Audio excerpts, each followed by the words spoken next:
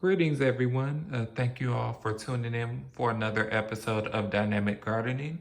Thank you all so much for tuning back in for today's video. I will be providing a brief introduction of my ZZ plant, or scientific name, Zamioculcus zamiifolia.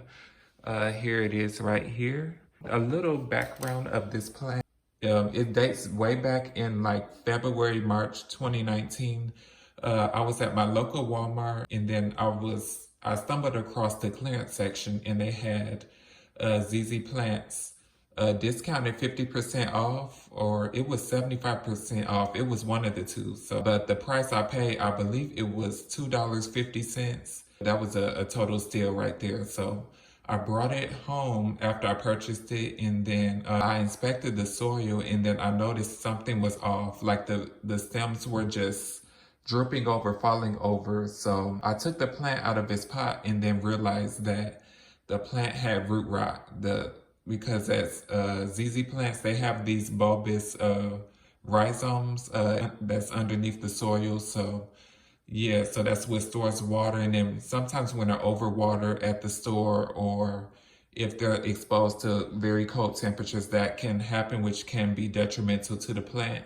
So I tried to salvage the plant by cutting the stems and then trying to root them in water. I did let them sit out for about 2 to 3 days so they can callus, so that they won't rot. But then that did not seem to work, unfortunately. So I'm not sure what went wrong with that, because they seem to rot the stem cuttings that I took from the original plant.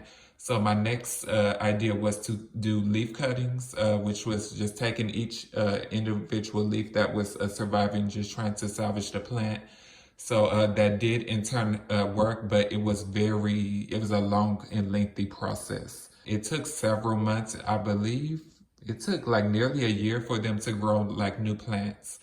So yeah, because I believe the new plants sprouted in January of 2020. So that was roughly like, yeah, it was like around 10, 11 months past that. So yeah, that was quite some time. I actually have the picture documented on my Instagram. So yeah, but then over time, slowly but surely, it grew into this specimen from the leaf cuttings, because eventually the leaves died back, and then the stems emerged. So yeah, so I'm not sure. This one might be the original shoot from the leaf cuttings that sprouted. So yeah, this has been a rather slow grower for me. I have kept it in the same pot for quite some time, so maybe I might keep it in there a little longer, so that I know that these like to be root bound, so being more root bound will encourage it to multiply even more. And then as you can see, it has, let's bring him a little closer to you guys. He has a new little sprout right there. And I think on this side, it's another one right there. So that's quite exciting to me. So yeah, so I've had a ZZ plant in the past. It was a long time ago, but over the years, I've moved around quite a bit. And eventually, I think I found the plant a new home. So I did wanted to revisit ZZ plants. I just did not expect it to go this specific route, as this was rather unique, at least from my point of view. If you guys have any similar experiences with having your ZZ plant, feel free to drop that in the comment section below.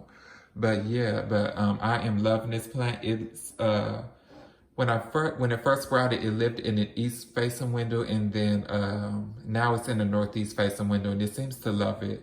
I do water it from wet to dry. I do admit that I do forget to water it, and it seems to be very forgiving.